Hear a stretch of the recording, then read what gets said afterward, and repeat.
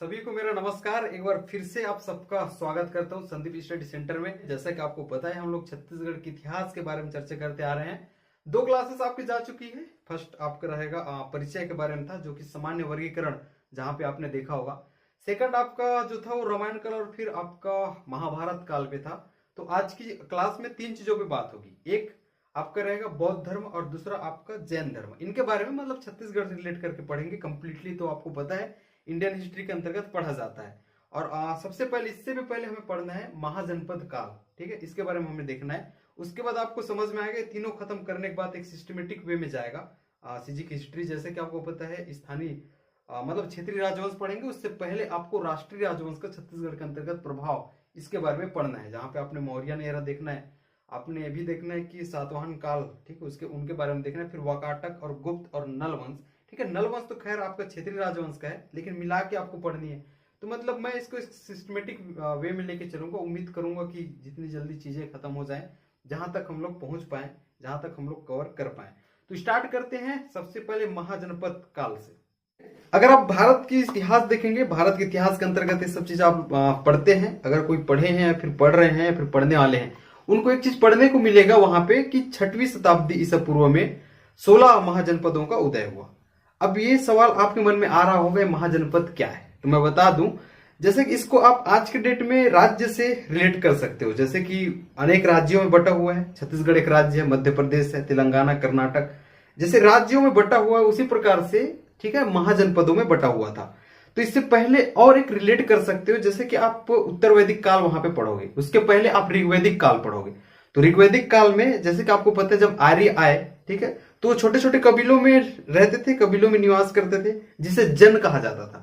फिर वो जन जो है अब थोड़ा सा बड़ा आकार हो जाएगा, ठीक है, तो वो जैसे आप उत्तर वैदिक काल में जाते हो तो वो जो है जनपद कहलाता है। तो उसी का बड़ा आकार वैसे ही होते हुए वो बड़ा आकार जो है महाजनपद कहलाता है। तो आप इंडियन हिस्ट्री में से बहुत अच्छे से पढ़ते हैं, जहां पे आप देखते हैं कि 6वीं शताब्दी ईसा पूर्व में, ठीक है, आपको 16 महाजनपदों का उदय देखने को मिलता है। और इस 16 महाजनपद का अपनी अपनी जो है राजधानी होता है। जैसे वहां अंग देखने को मिलेगा, मगध देखने को आपको मिलेगा, कोच्चि है, ठीक है, वज्जी है, फिर कौशल है अपना, फिर अपना चेदी वहां पे देखोगे, सूरसेन वहां पे देखने को मिलेगा। बहुत सारे मतलब टोटल आपको 16 महाजनपदों के बारे में देखने को मिलता है। अब सवाल उठता है छत्तीसगढ़ के अंतर्गत से पढ़ क्यों रहे हैं? क्योंकि छत्तीसगढ़ के अंतर्गत आपको दो जो है महाजनपद के बारे में अच्छे से देखना है। एक चीज है आपका कौशल और दूसरा आपका चेदी। इन दोनों महाजनपदों की वजह से ही छत्तीसगढ़ इससे रिलेटेड है और दोनों की वजह से ही छत्तीसगढ़ के अंतर्गत महाजनपद काल को पढ़ना पड़ रहा है। ठीक है, और इसके बाद आप देखेंगे उन 16 महाजनपदों का जो आपका उल्लेख है वो अगुत्तर निकाय में है, बौद्ध ग्रंथ के अगुत्तर निकाय में है। पहले चीजों को आप रिलेट करिए, सोचिए, पहले इसको समझेंगे तो आपको फिर याद करने में आसानी होगी, यहाँ पढ़ने में आसानी होगी। और इससे करेक्टेड स्टडी कहते हैं। जब आप इंडियन लेवल से, जैसे इंडियन हिस्ट्री, वहां के जो महाजनपदों का उदय है उसके बारे में देख रहे हैं, फिर उससे छत्तीसगढ़ से रिलेट कर रहे हैं, इसे ही कनेक्टिंग मतलब कनेक्ट स्टडी कहते हैं। तो आप कनेक्ट करके पढ़ पाते हो चीजों को। ठीक है, तो उस लेवल पे आप देखेंगे, ठीक है, तो वहां पे अगुत्तर निकाय में इन 16 महाजनपदों का उदय मिलता है। बौद्ध ग्रंथ अगुत्तर निकाय। अब ये अगुत्तर निकाय भी ना, इसको अब देखने की कोशिश करें तो बौद्ध धर्म का जो प्राचीनतम और फिर मूलभूत जो ग्रंथ है वो त्रिपिटक है। और ये त्रिपिटक जो है इसके 3 भाग हैं। कौन कौन से? एक सूत पिटक मिलेगा, विनय पिटक मिलेगा, फिर उसी प्रकार देखोगे लास्ट, ठीक है, अभिधम पिटक। तब इस सूत पिटक है ना, तीनों में से फर्स्ट वाला जो सूत पिटक है, इस सूत पिटक का अर्थ ही यह होता है धार्मिक उपदेश। ठीक है, तो इस सूत पिटक में गौतम बुद्ध जी के जो उपदेशों का वर्णन है, ठीक है, तो गौतम बुद्ध जी के द्वारा जो दिए गए उपदेशों उसका वर्णन किया गया है। किसमें? सूत पिटक में। अब ये सूत पिटक के भी 5 भाग होते हैं। तो वहां पे देखोगे दीर्घ निकाय, अगुत्तर निकाय, ये जो अगुत्तर निकाय बोल रहा हूं यही का भाग है। दीर्घ निकाय, अगुत्तर निकाय, मध्यम, संयुक्त निकाय, इनके और खुद्दक निकाय। तो ये जो 5 भाग है सूत पिटक, यहाँ के अगुत्तर निकाय में, ठीक है। इतनी डीप कहां जाओगे? जब आप इंडियन हिस्ट्री पढ़ोगे ना, तो ये सब चीज आपको पढ़ना पड़ेगा। तो वहां के अगुत्तर निकाय में इसका उल्लेख है। जब मैं आपको अगुत्तर निकाय बोलूंगा, अभी जब मैं आपको बोलूंगा 16 महाजनपदों का उदय 6वीं शताब्दी में हुआ था, जब मैं बौद्ध ग्रंथ की बात करूंगा तो आपको ये चीज समझ आएगी। इसलिए पहले मैं इसको बताने की कोशिश कर रहा हूं, और इससे आप कनेक्ट भी कर पाओगे अगर आप इंडियन हिस्ट्री पढ़े हैं या फिर पढ़ रहे हो या फिर पढ़ने वाले हो। तो अब छत्तीसगढ़ के अंतर्गत आपको देखना होगा, इसके अंतर्गत आप एक एक करके देखने की कोशिश करें। फिलहाल आप इंट्रोडक्शन के तौर पे यहाँ पे देखेंगे, ठीक है। इसका एक इंट्रो होगा जहां पे आपको अभी समझ में आ गया होगा। उसी चीज को यहाँ पे 2-3 लाइन आप लिख सकते हो पहले से, ताकि आपको एक समझने में आसानी होगी। 16 महाजनपदों उदय आप बोल सकते हो 6वीं, ठीक है ना, शताब्दी ईसा पूर्व में, ठीक। ये बीसी की बात हो रही है ना, बिफोर क्राइस्ट। तो 6वीं शताब्दी ईसा पूर्व में, ठीक है, 16 महाजनपदों का, ठीक, उदय हुआ, ठीक है। 16 mahajanapadas originate in the 6th century BC. तो ये रहा आपका पहली लाइन होनी चाहिए। इन 16 महाजनपदों का उल्लेख, ठीक है, इनका उल्लेख कहां पे दिया है? बौद्ध ग्रंथ, ठीक, बौद्ध ग्रंथ कहां पे दिया है आपका? अगुत्तर निकाय में, अगुत्तर निकाय में किया गया है। तो इनका उल्लेख कहां पे मिलता है आपको? बौद्ध ग्रंथ अगुत्तर निकाय में इनका उल्लेख आपको मिलता है, ठीक है। अब आगे, इसके आगे आप देखने की कोशिश करेंगे तो ये जो 16 महाजनपद है, ठीक है, इन 16 महाजनपदों में एक महाजनपद हुए कोसल, ठीक है, एक महाजनपद हुए कोसल। अब इसकी राजधानी क्या थी? श्रावस्ती। मैंने कहा है कि हर एक की राजधानी होती है, ठीक है, होती थी उस टाइम पे। तो कोसल इनमें से एक महाजनपद था, ठीक। Kosala was one of the mahajanapadas and its capital was Shravasti. Clear है? अब जब गौतम बुद्ध ज्ञान प्राप्ति के पश्चात जब छत्तीसगढ़ की उन्होंने यात्रा की थी, ठीक है, तो उन्होंने सर्वाधिक उपदेश इस श्रावस्ती में दिया था। तो गौतम बुद्ध के द्वारा सर्वाधिक उपदेश, ठीक है, कहां पे दिया गया? श्रावस्ती में दिया गया, ठीक है। और गौतम बुद्ध जी के सर्वाधिक अनुयायी, इसको आप कंप्लीट लिखेंगे, मैं थोड़ा थोड़ा लिखता हूं, ठीक है। सर्वाधिक अनुयायी इनकी आप बात करोगे, ठीक है, ये भी श्रावस्ती थे से, मतलब श्रावस्ती से थे। क्लियर है? तो यहां तक की चीजें आपको क्लियर हो चुकी होंगी। एक बार मैं फिर से आपको मतलब रिवाइज करा दूं। तो हमने इंट्रोडक्शन के तौर पे देखा है, सबसे पहले हमने कहा है कि 6वीं शताब्दी ईसा पूर्व में 16 महाजनपदों का उदय हुआ, जैसे कि इससे पहले मैंने आपको समझाते हुए कहा था। इनका उल्लेख, इन 16 महाजनपदों का उल्लेख, ठीक है, बौद्ध ग्रंथ अगुत्तर निकाय में हमें मिलती है। ये अंडरलाइन है आपका, क्योंकि इन चीजों को आपको याद रखना है, ठीक है। कहां पे मिलती है? अगुत्तर निकाय में मिलती है। क्लियर? और देखेंगे 16 महाजनपदों में से कोसल एक महाजनपद था जिसकी राजधानी श्रावस्ती थी। क्लियर है? और गौतम बुद्ध ने अपना सर्वाधिक उपदेश, ये पूछा जाता है, सर्वाधिक उपदेश कहां दिया है? श्रावस्ती में दिया है। उसके बाद उनके सर्वाधिक अनुयायी कहां से थे? वो भी श्रावस्ती से थे। एकदम क्लियर है? अब इसी प्रकार देखेंगे 16 जनपदों में एक कोसल था। इसी प्रकार एक और मिलता है आपको, जिसे कहते हैं चेदी, ठीक है, चेदी, या फिर इसको इस प्रकार से आप लिखेंगे, ऐसे मिलता है। तो चेदी एक महाजनपद था, इसी प्रकार सेम। अब इसकी राजधानी थी सुक्तिमती, ठीक है, इसकी राजधानी क्या थी आप देखेंगे? सुक्तिमती। क्लियर है? तो इसी प्रकार ये भी एक महाजनपद था। ये 16 महाजनपदों की बात हो रही, इनमें से एक कोसल था, उसी प्रकार कौन है? चेदी, ठीक है। ये इनके एक महाजनपद था and its capital was Suktimati. Clear है? इसको लिखेंगे। अब हीरालाल ने क्या कहा, मतलब हीरालाल के अनुसार, हीरालाल जी ने यह कहा कि चेदी, ठीक है, इसके अपभ्रंश या फिर इससे, यहाँ के इस क्षेत्र का नाम चेदी से, चेदी महाजनपद की वजह से चेदीसगढ़ पड़ा। क्या पड़ा? चेदीसगढ़। और इसी के अपभ्रंश बाद में, ठीक है, इसी के अपभ्रंश बाद में इसका नाम छत्तीसगढ़ पड़ा। ये आपने पढ़ा भी होगा, ये मिलता भी है, ठीक है। तो ये इसका कहानी है, जैसे कि आप देख रहे हो। फिर से मैं बताने की कोशिश करूं, चेदी महाजनपद ये 16 महाजनपदों में एक है, और इसका कैपिटल कौन सा है? इसकी राजधानी सुक्तिमती है। तो ये चेदी महाजनपद के नाम पर यह क्षेत्र चेदीसगढ़ कहलाया, और इसी के अपभ्रंश, ठीक है, बाद में क्या कहलाया? छत्तीसगढ़ कहलाया। ऐसा कौन कह रहे हैं? हीरालाल जी, ठीक, हीरालाल के अनुसार इसको आप लिख सकते हो। क्लियर है एकदम? अब देखेंगे कुछ लाइन आप और यहां पे लिखेंगे या फिर नोट करके उसको लिख सकते हैं, ठीक है। ये आपका यहां से अलग हो जाएगा। इंट्रोडक्शन तो इतना था, खैर, ठीक है। उसके बाद ये पहला पॉइंट रहेगा, ये दूसरा पॉइंट रहेगा, इसके बारे में विवरण में, ठीक है। आप कुछ विवरण करके लिख सकते हो, इसके बारे में कुछ साक्ष्य करके आप लिख सकते हो, प्रमाण के तौर पे उसे आप लिख सकते थे। अब देखेंगे, जब गौतम बुद्ध जी ने, ठीक है, गौतम बुद्ध जी ने अपनी ज्ञान प्राप्ति किया, तो गौतम बुद्ध जी के द्वारा ज्ञान प्राप्ति के पश्चात उनकी यात्रा छत्तीसगढ़ हुई थी। ठीक है, अब इसका उल्लेख कहां पे मिलता है, ये बहुत इंपॉर्टेंट है। जैसा कि मैंने कहा है कि बौद्ध ग्रंथ, इसके पहले मैंने कहा है कि बौद्ध धर्म का जो प्राचीनतम और मूलभूत जो ग्रंथ है वो त्रिपिटक था। ठीक है, उसी प्रकार उनका एक और ग्रंथ है अवदान शतक। क्या कह रहा हूं मैं, इसको आप देखने की कोशिश करेंगे। ठीक, यहां तक कि आपकी चीजें क्लियर हो चुकी होंगी। यहां पे देखेंगे अवदान शतक, इसको नीचे लिखेंगे ना, अवदान शतक। क्लियर है, एक ग्रंथ, इसमें यह उल्लेख मिलता है कि गौतम बुद्ध ज्ञान प्राप्ति के पश्चात, ठीक है, छत्तीसगढ़ की यात्रा उन्होंने की थी। ठीक, छत्तीसगढ़ की यात्रा उन्होंने की थी। एक इसके अनुसार हमें प्राप्त हो रहा है, अवदान शतक में उल्लेख है, उसके अनुसार यह प्राप्त हो रहा है कि लॉर्ड बुद्धा, ठीक है, visited Chhattisgarh and stayed here for 3 months। इसको आप लिखेंगे तो ये जो है आपके 3 माह के लिए इन्होंने यहाँ पे, ठीक है, रुका भी था, बोल सकते हैं एक प्रकार से 3 माह के लिए उन्होंने ठहरा भी था।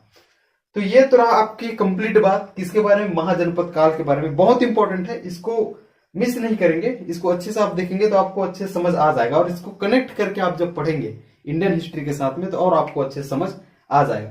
तो इतनी चीजों पे आपको बात करनी है इनिशियल लेवल पे। ठीक है, और इसकी डीप स्टडी आपको तो वहां करना होगा, जो कि आपका कौन सा रहेगा, इंडियन हिस्ट्री में। इसके बारे में आपको अच्छे से देखना है। हमें बौद्ध धर्म पे चर्चा करनी होगी, बौद्ध धर्म के बारे में देखेंगे, ये बहुत इंपॉर्टेंट है। ये छत्तीसगढ़ से कैसे संबंधित है वो आपको अभी पता चल जाएगा।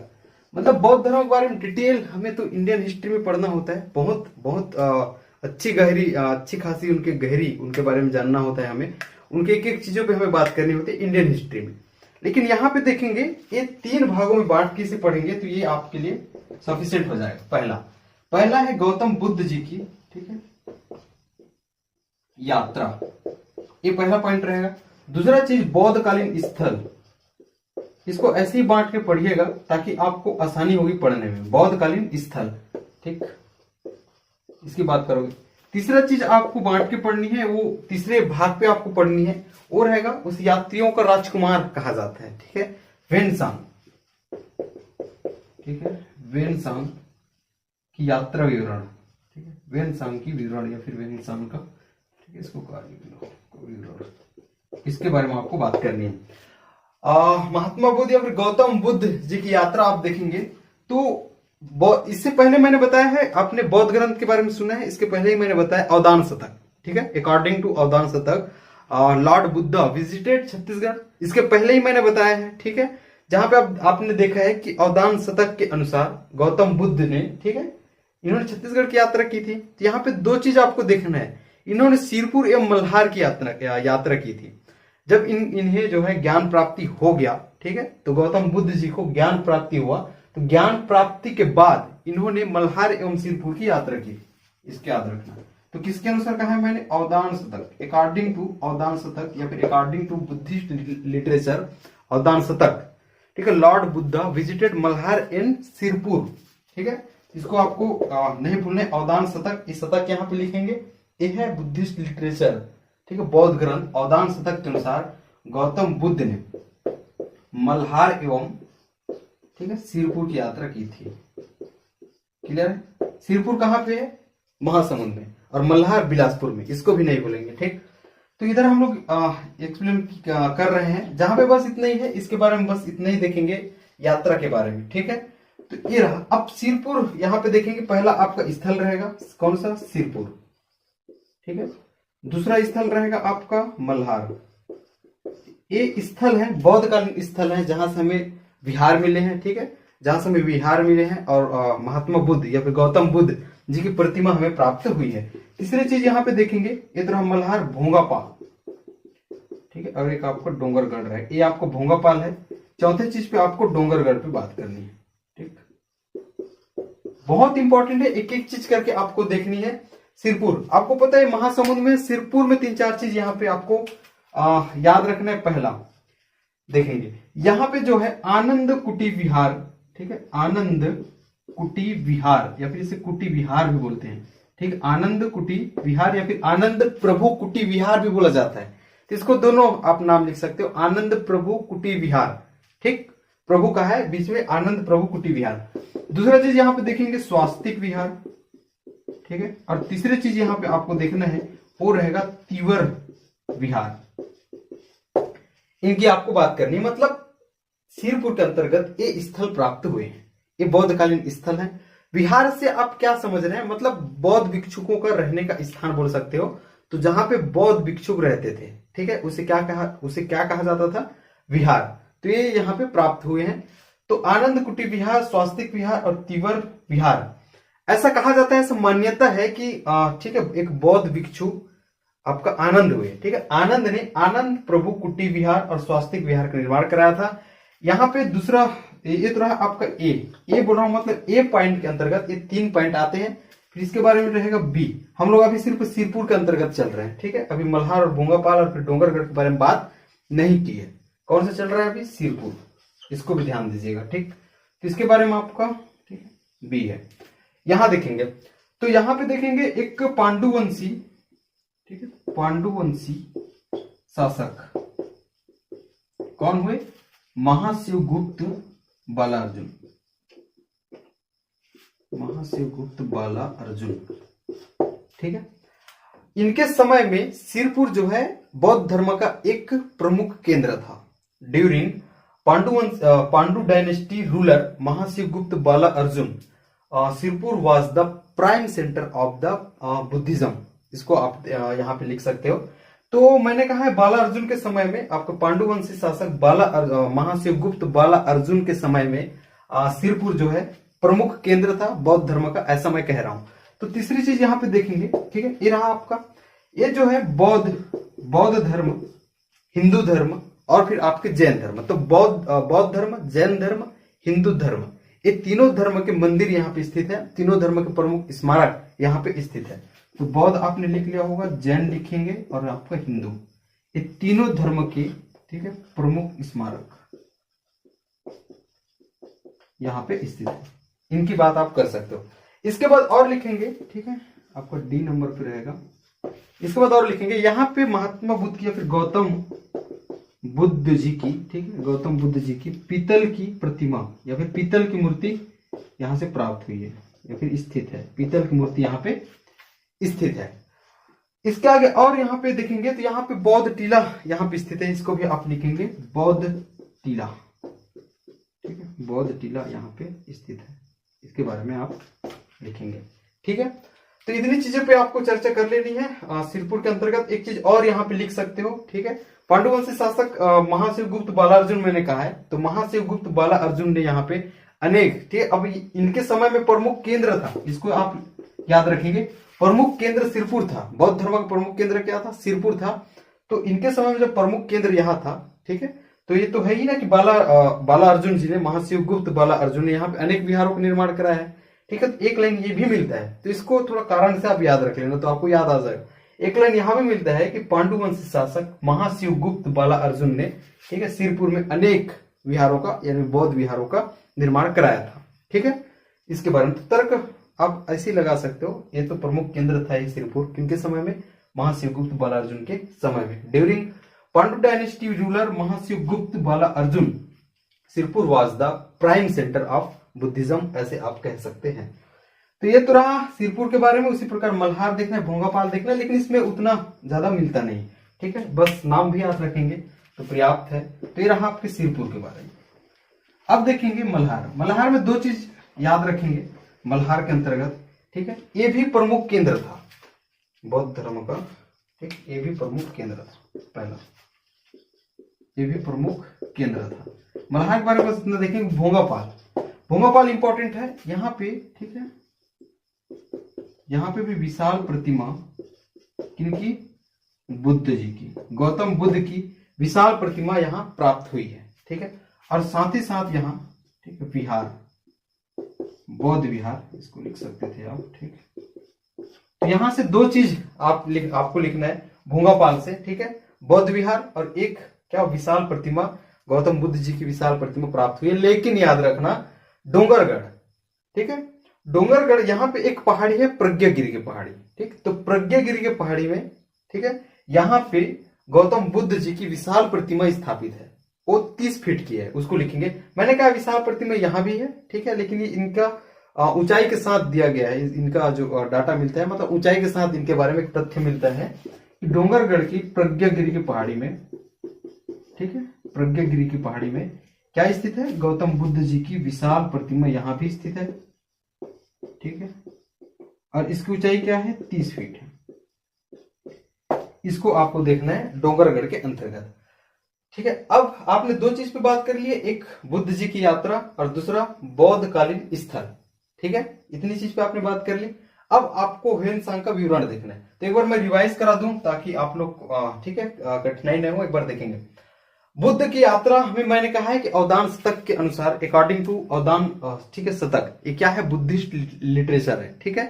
तो अकॉर्डिंग टू बुद्धिस्ट लिटरेचर अवदान शतक, ठीक है, लॉर्ड बुद्धा विजिटेड मल्हार इन सिरपुर, क्लियर है। उसके बाद मैंने कहा बौद्धकालीन स्थल सिरपुर के अंतर्गत। सिरपुर के अंतर्गत हमने दो तीन चीज इवेंट 4-5 चीजों पे बात कर ली है। एक यहाँ पे स्वास्तिक विहार, आनंद कुटी विहार, और फिर एक और तिवर विहार, इनकी बात करी है।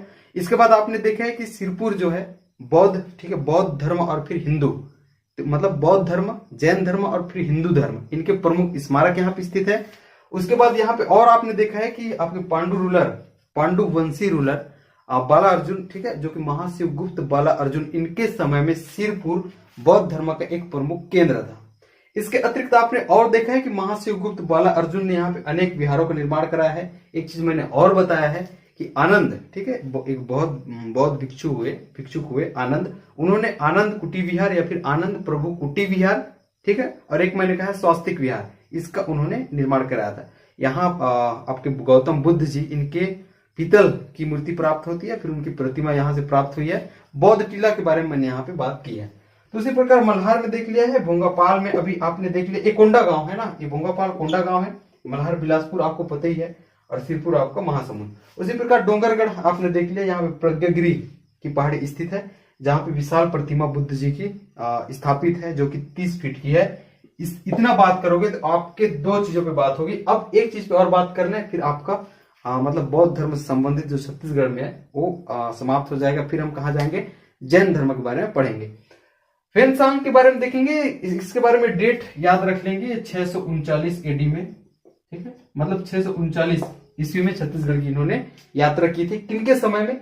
इन्होंने जब यात्रा की उस टाइम जो है यहाँ के पांडुवंशी शासक महाशिवगुप्त बाला अर्जुन का शासनकाल था। आप देख पा रहे हैं ह्वेनसांग का जो आपका विवरण के अंतर्गत 639 में मैंने कहा है कि इन्होंने छत्तीसगढ़ की उन्होंने यात्रा की थी। इस टाइम पे भी जो आपका महाशिवगुप्त बाला अर्जुन, इनका शासनकाल था। During Pandu dynasty ruler Mahashivgupta Bala Arjun Xuanzang visited Chhattisgarh in 639 AD. इसको आपको याद में रखनी है।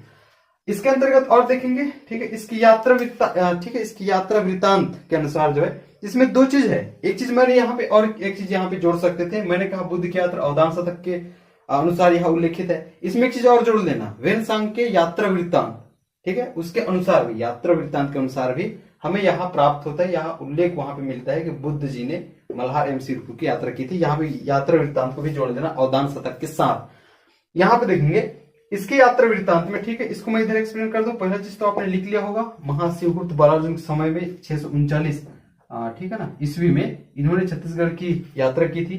एक चीज यहाँ पे और देखेंगे, इनके यात्रा वृत्तांत, उनका नाम है सीयूकी। क्या कहा मैंने? सीयूकी। इनकी यात्रा वृत्तांत का क्या नाम है? सीयूकी। इनके यात्रा वृत्तांत सीयूकी में यह उल्लेख मिलता है, ठीक है, कि छत्तीसगढ़ को क्यासिलो कहा गया है। क्या, ठीक है, क्यासलो है, क्यासलो, ठीक है, क्यासलो कहा गया है, ठीक है। इसके बारे में देखेंगे तो ह्वेनसांग ने क्या कहा है? क्यासलो कहकर कहा है, मतलब कहा है। ये इसका उल्लेख कहाँ मिलता है? सीयूकी में मिलता है। अब थोड़ा सा अजीब है, ठीक है। अब ये चीनी यात्री थे एक्चुअल में, ठीक है, तो उसके आधार पे शायद उन्होंने क्यासलो कहा होगा, जो कि कौशल रहा होगा, ठीक है। तो सीयूकी में, इसके सीयूकी मिलता है क्यासलो, ठीक है। इसको एक बार और देखेंगे, क्यासिलो, ठीक है, या फिर क्यासलो मिलता है, ठीक, क्यासलो। और एक और मिलता है ये क्या सलोई है एक्चुअल में, लेकिन स्पेलिंग को कुछ ऐसे ऐसे मिलता है। मेरे पास दो बुक है, दोनों में अलग अलग मिलता है। फिर भी मैं एग्जैक्ट अगर आपको मिले तो स्क्रीन में जरूर लिखूंगा। ये जो ये बता रहा हूँ अभी मैं स्क्रीन में इसके बारे में लिखूंगा, ठीक है। तो स्क्रीन में इसको देख लेंगे। तो ये तो रहा बौद्ध धर्म के बारे में, ठीक है। इसके बारे में आपने चर्चा कर ली है छत्तीसगढ़ के अंतर्गत। अब हमें जैन धर्म के बारे में पढ़ना है। दो चीज पे आपको और ध्यान देना है। एक हमने भोंगापाल का है जो कि बस्तर के अंतर्गत, वहां पे देखेंगे एक चैत्य मंदिर टीला है, ठीक है। क्या है? चैत्य मंदिर टीला। इसे जो है आपका डोकरा बाबा टीला कहा जाता है। और दूसरा सप्त मातृका, ठीक है, सप्त मातृका टीला, ठीक है, सप्त मातृका टीला। इसे रानी टीला भी कहा जाता है। इसको आपको कहां पे जोड़ना है? ठीक, मैं लिख देता हूं यहाँ पे, आपको हो जाएगा, ठीक है। भोंगापाल, भोंगापाल के अंतर्गत दो चीज और लिख लेना। एक मैंने कहा है सप्त, ठीक है, मातृका टीला, ठीक, इसे रानी टीला कहा जाता है, ठीक। ये भी पूछ के आ सकते हो सप्त मातृका टीला कहाँ पे है। इसे रानी टीला भी कहा जाता है, ऐसा मैं कह रहा हूं। दूसरा चीज यहाँ पे देखेंगे, एक रहेगा आपका, ठीक है, चैत्य मंदिर टीला, चैत्य मंदिर टीला, ठीक है। इसे डोकरा बाबा टीला भी कहा जाता है, ठीक है, डोकरा बाबा टीला भी कहा जाता है, ठीक है। अब इसके आगे देखेंगे, ये तो आपको भोंगापाल के अंतर्गत हुआ। एक चीज यहाँ पे और जोड़ेंगे, हमने कहा है प्रज्ञागिरी, ठीक है, प्रज्ञागिरी की पहाड़ी, डोंगरगढ़ के अंतर्गत कहा है प्रज्ञागिरी की पहाड़ी। यहाँ पे 30 फीट की जो ऊंची प्रतिमा गौतम बुद्ध जी की स्थापित है। यहाँ पे देखेंगे 6 फरवरी को, ठीक है, एवरी ईयर, हर साल 6 फरवरी को, ठीक है, अंतरराष्ट्रीय, ठीक है, अंतरराष्ट्रीय बौद्ध सम्मेलन का आयोजन किया जाता है। तो अंतरराष्ट्रीय बौद्ध, ठीक है, सम्मेलन का आयोजन किया जाता है, इसको लिखेंगे। और इसकी शुरुआत 1992 से हुई थी। इतनी चीजों पे बात करोगे तो बौद्ध धर्म के बारे में सफिशिएंट हो जाएगा। अब हम लोग जैन धर्म पे बात करते हैं, जो छत्तीसगढ़ से कैसे संबंधित थे। जैन धर्म के अंतर्गत आप देखेंगे तीर्थंकर की व्यवस्था थी, है ना। जैसे कि आपने इंडियन हिस्ट्री पढ़ा होगा या फिर नहीं पढ़े होंगे तो वहां पे आप लोग पढ़ोगे, जहां पे तीर्थंकर की व्यवस्था आपको देखने को मिलती है। तो प्रथम तीर्थंकर हुए ऋषभदेव, ठीक है। उसके बाद आपने देखा होगा 23वें और फिर 24वें। 23वें में पार्श्वनाथ या फिर पार्श्वनाथ, ठीक है, दोनों नाम आप कह सकते हो, एक पार्श्व भी जुड़ता है और पार्श्वनाथ। उसके बाद आपने देखा लास्ट महावीर स्वामी, तो आपका 24वां महावीर स्वामी है, ठीक है। तो ऐसे प्रकार हमें देखना होगा कि कौन कौन से तीर्थंकर है छत्तीसगढ़ से संबंधित थे और क्या क्या हमें उनके बारे में जानकारी यहाँ प्राप्त होती है। जैन धर्म के बारे में आपको देखना है, ठीक है। यहाँ पे तीर्थंकर आपको लिखते जाना चाहिए। सबसे पहले आपको ऋषभ देव, इनके बारे में देखना है। उसके बाद आपको देखना है सुमित नाथ, ठीक है, सुमित नाथ या सुमित नाथ, इसके बारे में मिलता है। इस सुमित नाथ के बारे में देखना है। उसके बाद आपको देखना, ठीक है, ऋषभ देव, सुमित नाथ। फिर आपको देखना होगा पार्श्वनाथ, ठीक है, ये आपको 5वां हो जाएगा, 5वें हो जाएंगे। फिर आपको 16वें देखना है, ठीक है। उसके बाद ये आपका ऋषभ देव है ना, टोटल इसको लिखेंगे। फिर आपको सुमित नाथ, इसके बारे में लिखेंगे। ये 5वें तीर्थंकर हुए, ये प्रथम, ठीक है। उसके बाद 16वें आपको देखना है, जो कि आपका शांतिनाथ रहेगा, शांतिनाथ, इनके बारे में देखना है। उसके बाद और जाएंगे तो 23वें आपको देखना है, ठीक है। 23वें आपके रहेंगे पार्श्वनाथ। उसके बाद 24वें महावीर स्वामी, ठीक, इनके बारे में आपको देखना है। ये आपके 23वें हो जाएंगे, ठीक है। ऐसे इसके बारे में एक चार्ट के माध्यम से समझ लेते हैं। तो ऋषभ देव के बारे में देखेंगे, मतलब इसका मतलब यह है कि प्रथम जो आपके तीर्थंकर हुए, इसमें जैन धर्म के अंतर्गत हम लोग इंडियन हिस्ट्री में पढ़ेंगे, थोड़ा डीप पढ़ना पड़ता है, जहां पे, ठीक है ना, आपको पता होगा वहां तीर्थंकर की व्यवस्था थी, ठीक है। और इनके बारे में अलग अलग हमें अर्थ भी देखना होता है, ठीक है। तो बहुत कुछ वहां पे देखना होता है, लेकिन आप छत्तीसगढ़ के संदर्भ में पढ़ेंगे तो इतना इसके लिए सफिशिएंट हो जाएगा। जैसे कि आपके प्रथम मतलब ऋषभ देव प्रथम तीर्थंकर हुए, इनसे संबंध क्षेत्र छत्तीसगढ़ में कौन सा था, स्थान कौन सा था, ठीक है, जहां से इनके बारे में प्राप्त होता है, मतलब इनसे वो संबंध है। तो क्षेत्र हमें यहाँ पे देखना है, ठीक है, कौन सा वह क्षेत्र है। तो ऋषभ देव इनके बारे में देखेंगे, तो आपने पहले भी इनके बारे में देखा होगा, कल ही हम पढ़ा है, जहां पे हमने गुंजी के बारे में बात किया है। गुंजी या फिर इसे दमाऊ दरहा कहते हैं, ठीक है, दमाऊ दहरा है एक्चुअल में, ठीक कहते हैं। अरे कहाँ पे है, शक्ति जिला में, ठीक है। उसके बाद आप सुमति नाथ देखेंगे, ठीक, इनके बारे में मिलते हैं ये आरंग, आरंग रायपुर, इनका संबद्ध क्षेत्र हो जाएगा।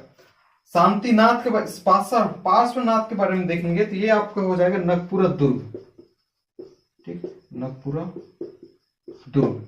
और शांतिनाथ के बारे में देखेंगे तो भाटागुड़ा, ये शायद बस्तर, ठीक, हाँ भाटागुड़ा, ठीक है, गुड़ा हो गया, चलो गुड़ा, भाटागुड़ा ये आपका बस्तर हो जाएगा। भाटागुड़ा या मतलब भाटागुड़ा या फिर भाटागुड़ा, इसके बारे में मिलता है। ये नगपुरा है ना, नगपुरा दुर्ग, क्लियर है, रायपुर आरंग, और इनका भी संबद्ध क्षेत्र आपका आरंग हो जाएगा। ये कहां पे, रायपुर में। इस प्रकार से आपको देखना है, तो संबद्ध क्षेत्र है। अब देखना है प्राचीन स्मारक कहां से प्राप्त हुआ है, मूर्ति कहां से प्राप्त हुआ है, दो चीजों पे और देखना है, और कुछ कुछ विशेष बात है उन पे हम लोग चलते हैं, फिर जो आपके जैन धर्म के बारे में कंप्लीट हो जाएगा। दो खंड आप बना लीजिए, एक रहेगा आपका जहां से प्राचीन स्मारक प्राप्त है, ठीक है, और एक, ठीक है, आपका ये प्राचीन स्मारक है, और फिर आपके एक से मूर्तियां प्राप्त हुई है। सबसे पहले आप लिखेंगे रायपुर, ठीक है, रायपुर है। उसके बाद आप लिखेंगे महासमुंद, ठीक, महासमुंद, इनकी बात करोगे, ठीक है, महासमुंद हो गया ना, महासमुंद। तीसरा ये आपको तीसरा बिलासपुर, क्लियर है। और एक चीज और यहाँ पे लिखना है, तो रायपुर, बिलासपुर, महासमुंद, सरगुजा, यहाँ का महेशपुर है, चलो ठीक। तो प्राचीन स्मारक के अंतर्गत देखेंगे रायपुर के आरंग स्थित है, तो प्राचीन स्मारक देखेंगे रायपुर, आरंग, उसके बाद महासमुंद, महासमुंद के लिखेंगे सिरपुर में, ठीक है। उसके बाद बिलासपुर, बिलासपुर के अंतर्गत मल्हार में, ठीक है। और उसके बाद सरगुजा, सरगुजा में महेशपुर आपको याद रखना है, ठीक, महेशपुर, ठीक। इनके बारे में देखना है, तो मतलब ये इनके बारे में आपको याद रखनी है। प्राचीन स्मारक कहाँ पे है, रायपुर, आरंग, महासमुंद, ठीक है, महासमुंद, इसके बारे में आप देखेंगे तो ये सिरपुर हो जाएगा, बिलासपुर मल्हार, और फिर आपका सरगुजा ये महेशपुर। उसी प्रकार जैन मंदिर के बारे में आपको देखना है, तो अगेन आपको लिखना है रायपुर, ठीक है, रायपुर। उसके बाद आपको देखना है एक आपका बकेला रहेगा, ठीक है, कवर्धा, ठीक, आपको कवर्धा देखना है। तो रायपुर के फिर से आपको आरंग के बारे में बात करनी है, कवर्धा के आपको, ठीक है, बकेला, इसके बारे में देखना है। एक का पुजारी पाला आपको देखना, पुजारी पाली, पुजारी पाला सारंगगढ़ है, ठीक है, इसके बारे में सारंगगढ़ है, इसको लिखेंगे। तो ये रहा आपका जैन धर्म संबंधित। 15वें तीर्थंकर है धर्मनाथ, ठीक है। तो धर्मनाथ जी, इनका मंदिर रायपुर में हाल ही में बनाया गया है, नया रायपुर में, इसको लिखेंगे। हम लोग मौर्य काल से स्टार्ट करेंगे कल, ठीक है। अब यहाँ से आपकी 3 चीज खत्म हो चुकी है, जैसे कि आप देख पा रहे हो, महाजनपद काल पे हमने बात कर ली है, और फिर बौद्ध काल मतलब बौद्ध धर्म हो गया, उसके बाद जैन धर्म, क्लियर। ये तीनों पे आज हमने बात कर ली। अब आपकी राष्ट्रीय राजवंश का छत्तीसगढ़ में प्रभाव, ये आपका स्टार्ट होगा, जहां पे मौर्यन इरा से हम लोग स्टार्ट करेंगे, मौर्य काल से स्टार्ट करेंगे, फिर मौर्य काल, सातवाहन काल, फिर हम लोग आगे जाते जाएंगे, जिसको वाकाटक आ जाएंगे, ठीक, गुप्त आ जाएंगे। उसके बाद हम लोग फिर आगे जाएंगे, तो क्षेत्रीय राजवंश पे हमें बात करनी है। तो एक एक करके चलेंगे, देखते हैं। मैं चाह रहा हूं कि कम से कम प्राचीन इतिहास ही खत्म कर दिया जाए फ्री तक। अपना ख्याल रखेंगे, अच्छे से पढ़ाई करेंगे हमेशा की तरह। I wish you all the very best, thank you very much.